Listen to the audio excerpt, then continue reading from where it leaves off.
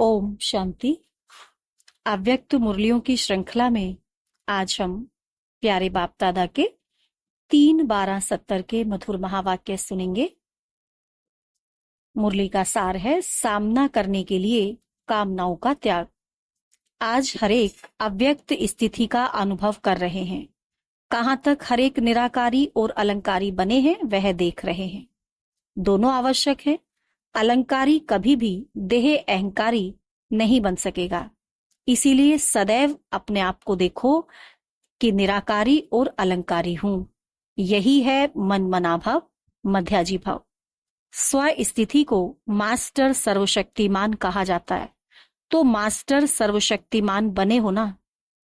इस स्थिति में सर्व परिस्थितियों से पार हो जाते हैं। इस स्थिति में स्वभाव अर्थात सर्व में स्वयं का भाव अनुभव होता है और अनेक पुराने स्वभाव समाप्त हो जाते हैं।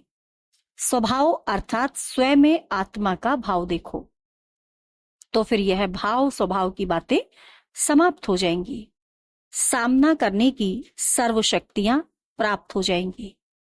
जब तक कोई भी सूक्ष्म व स्थूल कामना है तब तक सामना करने की शक्ति आ नहीं सकती। कामना सामना करने नहीं देती। इसीलिए ब्राह्मणों का अंतिम स्वरूप क्या गाया जाता है मालूम है? इस स्थिति का वर्णन है इच्छा मात्रम अविद्या।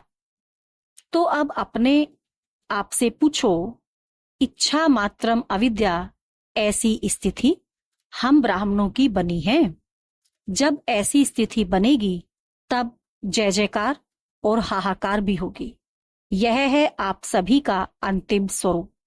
अपने स्वरूप का साक्षात्कार होता है सदैव अपने संपूर्ण और भविष्य स्वरूप ऐसे दिखाई दें जैसे शरीर छोड़ने वाले की बुद्धि में स्पष्ट रहता है कि अभी अभी यह छोड़ नया शरीर धारण करना है। तो ऐसे सदैव बुद्धि में यही रहे कि अभी अभी इस स्वरूप को धारण करना है। जैसे स्थूल चोला बहुत जल्दी धारण कर लेते हो, वैसे यह संपूर्ण स्वरूप धारण करो। बहुत सुंदर और श्रेष्ठ वस्त्र सामने देखते फिर पुराने वस्त्र को छोड़ वह नया धारण करना क्या मुश्किल होता है? ऐसे ही जब अपने श्रेष्ठ संपूर्ण स्वरूप व स्थिति को जानते हो सामने है तो फिर वह संपूर्ण श्रेष्ठ स्वरूप धारण करने में देरी क्यों? कोई भी अहंकार है तो वह अलंकारहीन बना देता है। इसीलिए निरअहंकारी और निराकारी फिर अलंकारी, निरअहंकारी निराकारी फिर अलंकारी। इस स्थिति में स्थित होना और सर्व आत्माओं के कल्याणकारी बनने वाले ही विश्व के राज्य अधिकारी बनते हैं। जब सर्व के कल्याणकारी बनते हो तो क्या जब सर्व के कल्याणकारी बनते हो तो क्या जो सर्व का कल्याण करने वाला है वह अपना अकल्याण कर सकता है?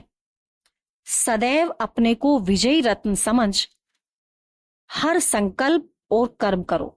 मास्टर सर्वशक्तिमान कभी हार नहीं खा सकते।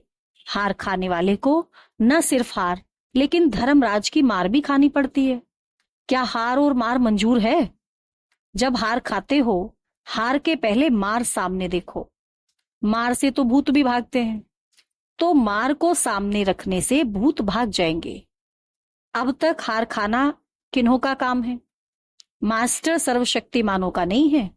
इसीलिए वही पुरानी बातें, वही चाल अब मास्टर सर्वशक्तिमानों की सूरत पर शोभता नहीं है।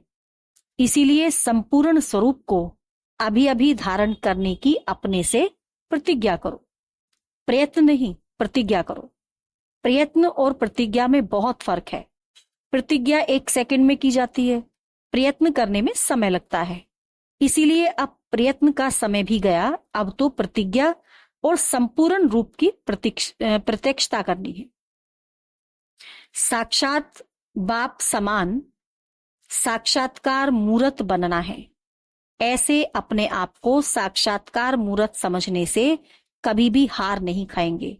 अभी प्रतिज्ञा का समय है, ना कि हार खाने का।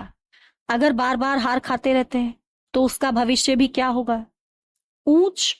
ऊंचे ते ऊंच पद तो पा नहीं सकेंगे। बार बार हार खाएंगे तो ऊंचा पद तो नहीं पा सकेंगे। बार बार हार खाने वालों को देवताओं के हार बनाने वाला बनना पड़ेगा। फिर अगर बार बार हार खाएंगे तो देवता नहीं बनेंगे, देवताओं के लिए हार बनाने वाले बनना पड़ेगा। जितना ही बार बार हार खाते रहेंगे उतना ही बार बार हार बनानी पड़ेगी। रतनजीत हार बनते हैं ना, रतन जड़ित हार बनते हैं ना। और फिर द्वापर से भी जब भक्त बनेंगे तो अनेकों मूर्तियों को बार बार हार पहनना पड़ेगा, इसीलिए हार नहीं खाना। अगर फिर द्वापर में भी भक्त बनेंगे तो उसके बाद भी क्या होगा?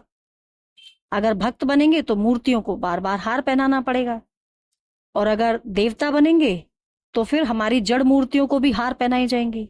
तो इसीलिए बाबा कहते हार नहीं खाना। यहां कोई हार खाने वाला है क्या? अगर हार नहीं खाते तो बलिहार जाते। अभी बलिहार व बलि चढ़ने की तैयारी करने वाले हो। समाप्ति में बलि चढ़ना है व चढ़ चुके हो। जो बलिहार हो गए हैं उन्हों का पेपर लेंगे। इतने सभी तो आज से कोई कंप्लेन नहीं, इतने सभी को आज से कोई कंप्लेन नहीं आएगी। जब हार नहीं खाएंगे तो कंप्लेन फिर काहे की? आप लोगों का पेपर वतन में तैयार हो रहा है। बाबा वतन में पेपर तैयार कर रहा है, तो हार नहीं खानी है। कुछ भी हो हमें जीतना है और बाप पर बलिहार जाना है। अच्छा, ओम शांति।